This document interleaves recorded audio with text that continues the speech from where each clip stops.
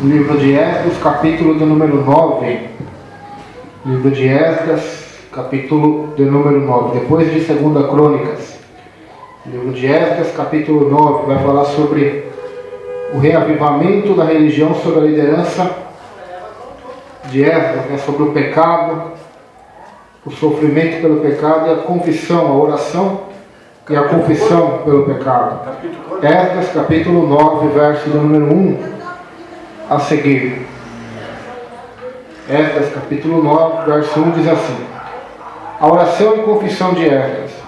Acabadas, pois, estas coisas, vieram ter comigo os príncipes, dizendo: o povo de Israel e os sacerdotes e os levitas não se separaram dos povos de outras terras, com as suas abominações, isto é, dos cananeus, dos heteus, dos perezeus, dos jebuseus, dos amonitas, dos moabitas, dos egípcios e dos amorreus.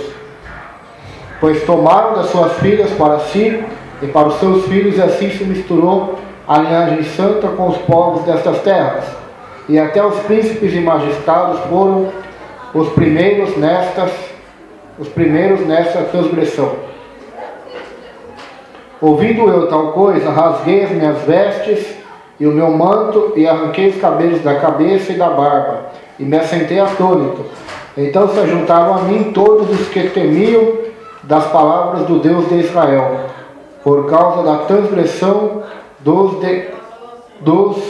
cativeiro. Porém eu permaneci assentado atônito até o sacrifício da tarde. Amém? Por enquanto, somente até aqui, nós observamos, hoje é um culto de oração e nós vamos estar meditando sobre a oração de Esdras, né? Um homem de Deus, um homem que foi levantado por Deus para guiar Israel numa época difícil, numa época onde eles estavam retornando do cativeiro, né? Retornando para reconstruir a cidade que estava destruída, né? Neemias ajudou na construção do muro, né? Esdras na restauração do templo, né? Do templo, da religião, do judaísmo em Israel. E ele era um conhecedor da palavra de Deus, da lei de Deus. E ele mandou fazer um apanhado, fazer um registro de todo o povo de Israel, dos príncipes, sacerdotes, levitas, sobre suas linhagens, seus casamentos. E através disso ele descobriu que os príncipes, os levitas, os sacerdotes, eles casaram com mulheres e casaram com seus filhos também, ou filhas, né? Com maridos de outros povos, cananeus, heteus, ferezeus, jebuseus, amonitas, egípcios, moabitas e amorreus. E Esdras conhecia a lei de Moisés, e Deus tinha proibido que Israel se misturasse com outras nações. Era para os israelitas casarem com israelitas, com os seus filhos casarem com filhas de Israel também, né? Tinha 12 tribos para escolher. Então não era para ser misturado com as outras nações. Nós vemos também o mesmo caso de Salomão. Salomão, ele se desviou por conta disso, porque casou com mulheres estrangeiras, e as mulheres estrangeiras o levou à idolatria, né? O levou a adorar outros deuses, a construir altares em Jerusalém para outros deuses. Então é isso que ocorreu com Israel,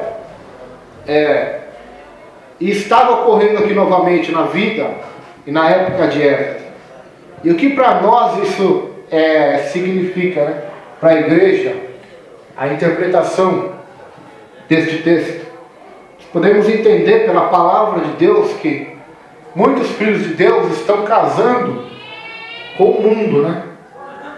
Que são noivas de Cristo, mas estão querendo ser noiva, fazer prostituição com o mundo, com o pecado, com as coisas que desagradam o Senhor.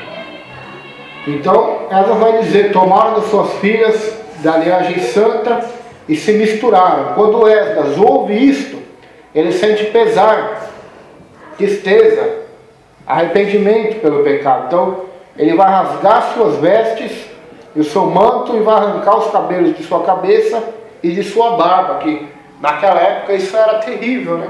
Um homem sem barba e sem cabelos, né? Porque a honra deles era a barba, né?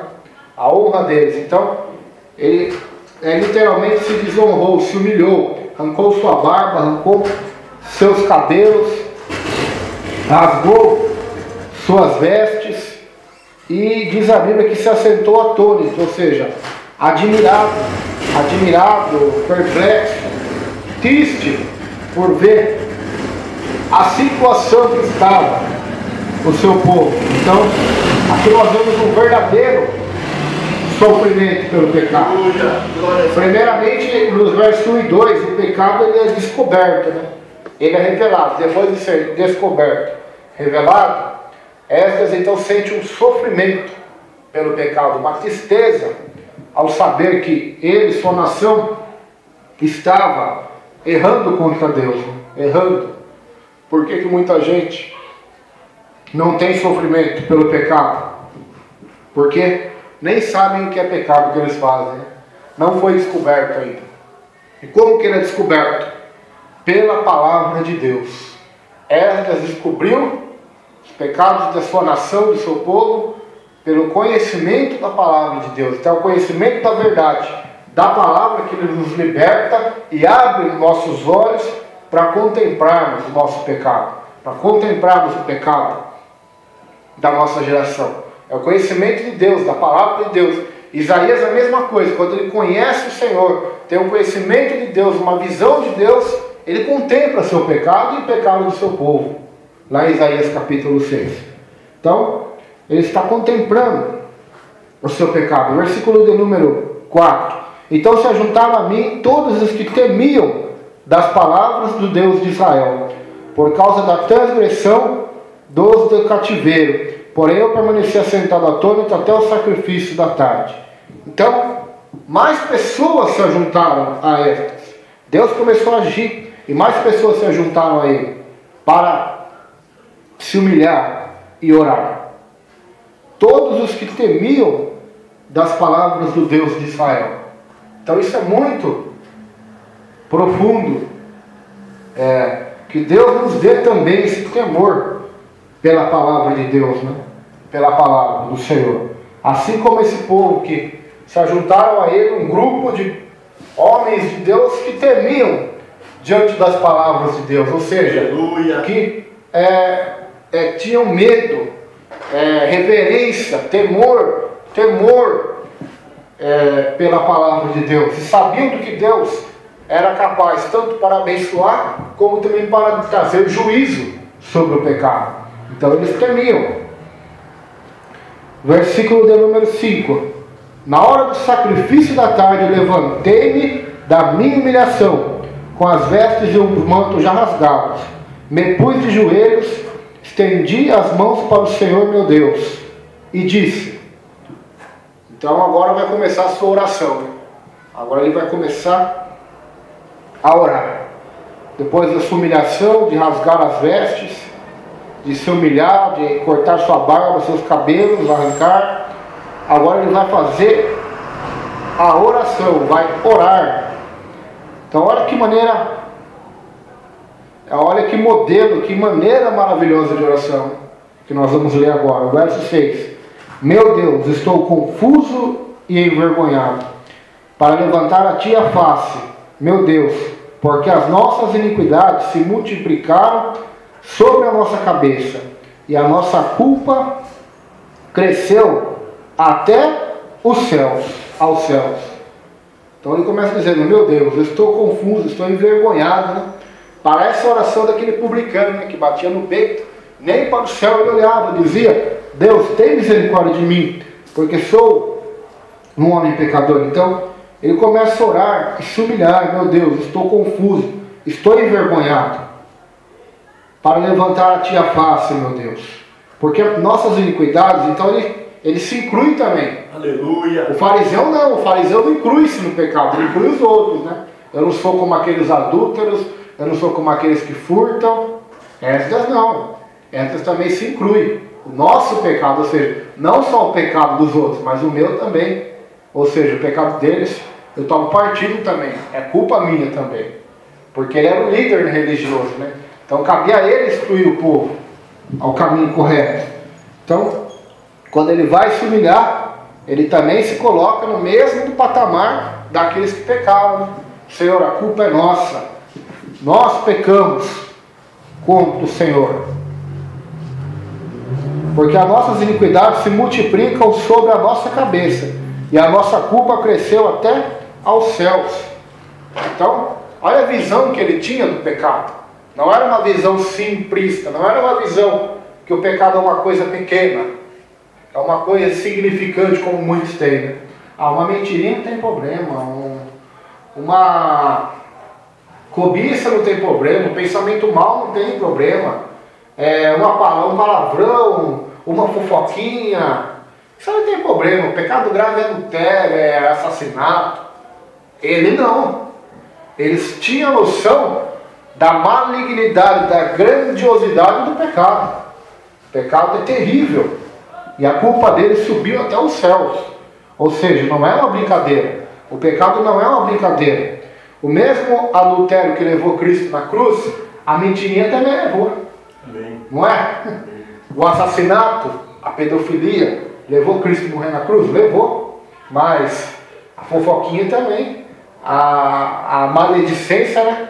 Aqueles que maldizem o falar, também levou. Então, todos são pecados iguais aos olhos do Deus Santo, né? Todos. Se não houver confissão, arrependimento, transformação, perdão de Deus, todos vão levar para o inferno do mesmo jeito. Para o inferno eterno ainda. Que não tem fim. Tanto a mentirinha como a pedofilia.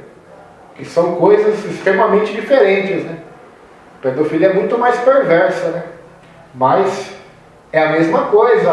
O homossexualismo, ou você matar alguém, assassinar alguém. Para Deus, se você odiar alguém, se eu odiar alguém, o pastor matar alguém, para Deus nós dois somos assassinos. É o que está na Bíblia, né? Aquele que odiar seu irmão é um assassino, diz na Bíblia. Então, nós temos que procurar conhecer como Esdras a palavra do Senhor. Por quê? Porque daí nós não vamos dar desculpa para o nosso pecado. Quando nós somos orados, não vamos ser fariseus, dizer os outros pecaram, mas nós vamos se incluir como ele fez também, vamos se humilhar e vamos saber a grandeza que é o pecado. A grandeza, mas nós vamos entender também que Deus é maior ainda, né? Deus é maior. Versículo de número 7. Desde os dias de nossos pais até hoje, estamos em grande culpa, e por causa das nossas iniquidades, fomos entregues nós, os nossos reis e os nossos sacerdotes, nas mãos dos reis de outras terras, e sujeitos à espada, ao cativeiro, ao roubo e à ignominia, vergonha, ao desprezo, ao vexame, como hoje se vê. Então, outra coisa interessante, ele não está culpando a Deus pela situação deplorável, miserável, medíocre em que o seu povo estava. Ele não estava culpando a Deus. Então nós vemos isso acontecer muitas das vezes. Pessoas culpando a Deus pela situação da sua família, pela situação da igreja, pela situação da cidade, mas a culpa é nossa. A cidade está, como foi pregado na reunião. A culpa não é de Deus, a culpa é da igreja que não se posiciona. A culpa é nossa, por quê? Porque nós em algum momento estamos desobedecendo a Deus em alguma parte. Por isso que a consequência vem, o preço vem do pecado, que é a morte. Então, Esdras, conhecedor de Deus, conhecedor da natureza de Deus, que Deus é amor, misericórdia, juízo e justiça, ele sabe que eles estavam nessa enrascada, né, vamos falar assim, nessa furada, por culpa deles. Por quê? Porque eles pecaram contra o Senhor. Por isso que eles estavam sujeitos à espada, né, à morte, a outros governos, né, a outros reis de outras terras, como Babilônia, persas, A Síria, Egito, glórias a Deus, estavam sujeitos aos cativeiros, a ser preso, né? A ser levado como escravo para outras terras. Estavam sujeitos ao roubo, né? A ser roubados por outras nações que estavam ocorrendo, e à vergonha, ao vexame, como hoje se vê.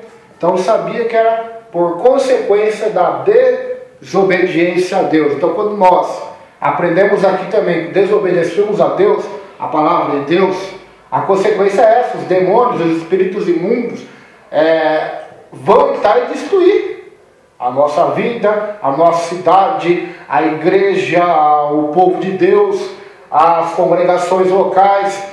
E é o que ele está fazendo não só em São Manuel, mas no Brasil e no mundo, né? Por quê? Porque o povo está se misturando com o mundo. A igreja evangélica, a igreja cristã, a igreja chamada por Deus para seguir a Cristo, e não, o mundo está deixando o mundo se infiltrar nela, está casando-se com o mundo, namorando com o mundo, se relacionando com o pecado, com o mundo. Então essas destruições consequentemente vão estar cada vez mais acontecendo. Verso 8: agora por breve momento se nos manifestou a graça da parte do Senhor nosso Deus, para nos deixar alguns que escapem e para darmos estabilidade no seu santo lugar, para nos alumiar os olhos, ó Deus nosso, e para nos dar um pouco de vida na nossa servidão. Então, está orando: Senhor, agora por um breve momento, o Senhor está se manifestando, sua graça está se manifestando na nossa vida, para nos deixar alguns que escapem e para dar-nos estabilidade no seu santo lugar, e para nos alumiar os olhos, ó Deus nosso, para nos dar um pouco de vida na nossa servidão. Então eu quero entender hoje essa interpretação para Israel, uma ação de Deus. Ele está orando, ele conhecia a ação de Deus, mas nós queremos entender hoje para a nossa vida, para a nossa cidade, para a nossa nação, para o nosso povo, que embora todas essas coisas ruins, negativas estejam acontecendo no nosso solo, sobre nossas cabeças, famílias, igrejas, cidades e congregações como um todo, no geral, nós também temos que entender que Deus está manifestando a sua graça também. Deus está manifestando. Existem escolhidos de Deus em todas as congregações, existem homens e mulheres de Deus, existem pessoas que estão escapando desse sistema maligno, escapando desse casamento com o mundo que está ocorrendo dentro das igrejas. Existem os fiéis, os sinceros, aqueles que são verdadeiros adoradores, aqueles que não se contaminaram as suas vestiduras, né? Como está lá em Apocalipse, aqueles que são dignos, que estarão de pé diante do Filho do Homem, diante do Filho de Deus, porque a graça se manifesta. Então sempre Deus vai deixar o seu remanescente, né? Sempre Deus vai deixar uma semente, um povo que não se dobra, assim como Elias. Senhor, só eu fiquei como profeta. Elias, ainda reservei Israel 7.000 homens, né? 7.000 que não se curvaram diante de Baal. Então Deus sempre tem seus meios, suas reservas, e Ele nunca perdeu para o diabo, né? Nunca vai perder, nunca perderá. Então a graça está se manifestando para quê? Para estabelecer o povo, dar estabilidade no santo lugar, ou seja, no lugar de santidade, que é a sua presença, que é o seu Espírito Santo, que é a salvação de Deus sobre a nossa vida. Então Deus está agindo também, é o que Esdras está orando, para trazer salvação ao seu povo, para iluminar seus olhos, para contemplar a beleza de Deus, da santidade de Deus, da lei de Deus, para estar desvendando seus olhos, para que eles contemplem as maravilhas da palavra de Deus. Está passando colírio nos olhos, para que eles contemplem a beleza do Senhor. Alumiar os olhos, ó Deus nosso, para nos dar um pouco de vida na nossa servidão. Então, Deus está nos dando vida na nossa servidão nesse mundo. Deus está nos dando vida, e vida com abundância, e vida eterna, porque o reino de Deus não é comida nem bebida, mas é um reino de paz, justiça e alegria no Espírito Santo. É um reino, e aqueles que creem em Cristo, diz a Bíblia, reinarão em vida juntamente com Ele. Porque esse é o reino de Deus. Nós somos uma nação de reis e sacerdotes. Versículo 9. Porque somos servos, porém na nossa servidão não nos desamparou o nosso Deus, antes estendeu sobre nós a sua misericórdia e achamos favor perante os reis da Pérsia, para nos reviver, para levantar a casa do nosso Deus e para restaurar suas ruínas, e para que nos desse um muro de segurança em Judá e em Jerusalém. Então Deus está orando: Senhor, nós somos teus servos, e o Senhor na nossa servidão não nos desamparou, ou seja, não nos abandonou. A Bíblia diz que pode uma mãe se esquecer do filho que amamenta, mas o Senhor jamais se esquece dos seus filhos, jamais vai nos desamparar, porque quem confia no Senhor não será confundido, nem envergonhado, e terá sua força renovada, porque Deus não é Deus de confusão. Então temos que ter essa mesma confiança que tinha Ezra, servir ao Senhor, conhecer sua palavra, se humilhar diante dele, ter pesar e sofrimento pelo pecado, e orar como assim ele orou, porque o nosso Deus também derramará sobre nós misericórdia. Então ele está falando da ação de Deus já na sua vida, né? Do seu povo. Por quê? Eles acharam graça perante os reis da Pérsia, para voltar depois de 70 anos que foi profetizado por Jeremias, que eles teriam o cativeiro em outras nações. Agora eles estavam achando graça diante dos reis que eram ímpios, né? O Ciro, rei da Pérsia, e outros. Para quê? Para restaurar a casa de Deus. E também um muro, né? Que aqui já está falando muro de segurança, que foi a parte de Neemias, né? Então eles trabalharam junto para restaurar a cidade de Jerusalém, a cidade santa, a cidade do Senhor. Então eles se uniram neste intuito, neste propósito. Versículo 10. Agora, ó nosso Deus, o que diremos depois disto? Pois deixamos os teus mandamentos, que ordenaste por intermédio dos teus servos, os profetas, dizendo: a terra em que entrais para possuir é terra imunda pela imundícia dos seus povos, pelas abominações com que na sua corrupção a encheram de uma extremidade à outra. Por isso não dareis às vossas filhas e seus filhos, e suas filhas não tomareis para os vossos filhos, e jamais procurareis a paz e o bem desses povos, para que sejais fortes e comais o melhor da terra, e a deixeis por herança vossos filhos para sempre. Então esta era a ordem de Deus. E eles estavam pecando, né? Mesmo depois de todas essas graças e atuações maravilhosas de Deus sobre eles, eles estavam deixando de dar ouvido aos profetas, né? Que tinham dado essa ordem, essa lei, né? Esse mandamento de não se misturar com outras nações, para que Israel fosse uma nação forte, comesse do melhor da terra, a terra que manava leite e mel, e deixasse seus filhos, deixasse a terra para seus filhos por herança. Mas por que isso não ocorreu? Pela desobediência de Israel, né? Do povo do Senhor. Versículo 13. Depois de tudo que nos tem sucedido, por causa das nossas más obras e da nossa grande culpa, vendo ainda que tu, ó nosso Deus, nos tem castigado menos do que merece as nossas iniquidades, e ainda nos deste este restante que escapou. Olha que oração, hein? Depois de tudo que nos tem sucedido, Senhor, da nossa culpa e más obras, sabendo que a nossa culpa é grande, Senhor, e o Senhor não tem nos castigado conforme nós merecemos, porque se assim fosse, o Senhor teria já nos consumido, né? Então essa é a oração verdadeira, né? É a oração que agrada a Deus.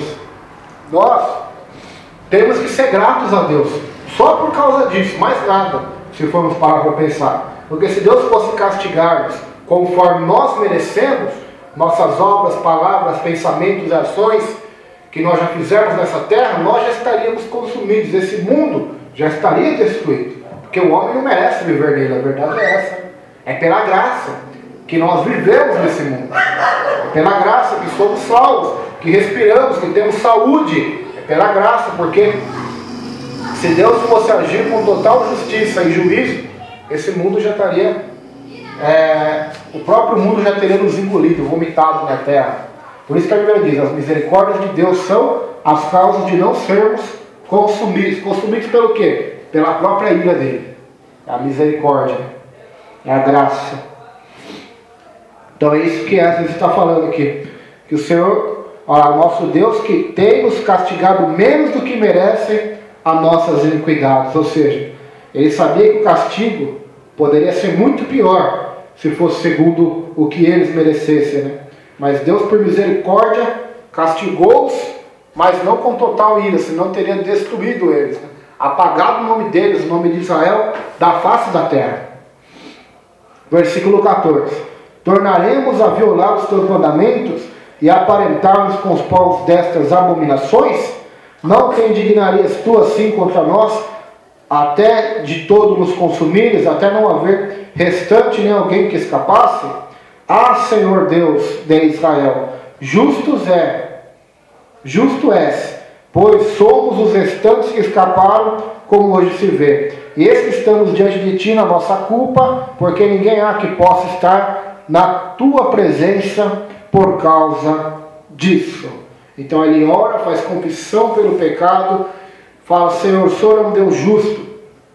Nós não podemos tornar a violar os teus mandamentos, como eles estão fazendo, Senhor. Tem misericórdia de nós, porque senão nós seríamos de todos destruídos. E qual foi o resultado da sua oração? Capítulo 10 nós não vamos ler, mas os israelitas vão despedir suas mulheres etéreas, ou seja, as mulheres estrangeiras, né? Então aquela oração toca no coração do Senhor, transforma aquele povo e eles mandam embora as esposas estrangeiras, para que então Deus pudesse abençoar novamente o povo de Israel. Então é uma oração que agrada a Deus, porque foi uma oração que ele fez pela restauração, podemos dizer assim, do reino de Deus, né? Amém. Do povo de Deus daquela época. Então é a oração que ensina o Pai Nosso de uma forma resumida, né? Pai nosso que estás no céu, santificado seja teu nome, venha o teu reino e seja feita a tua vontade, assim na terra como no céu. Amém? Vamos colocar em pé nessa noite, fazer uma oração e agradecer ao Senhor por esta palavra, sabendo que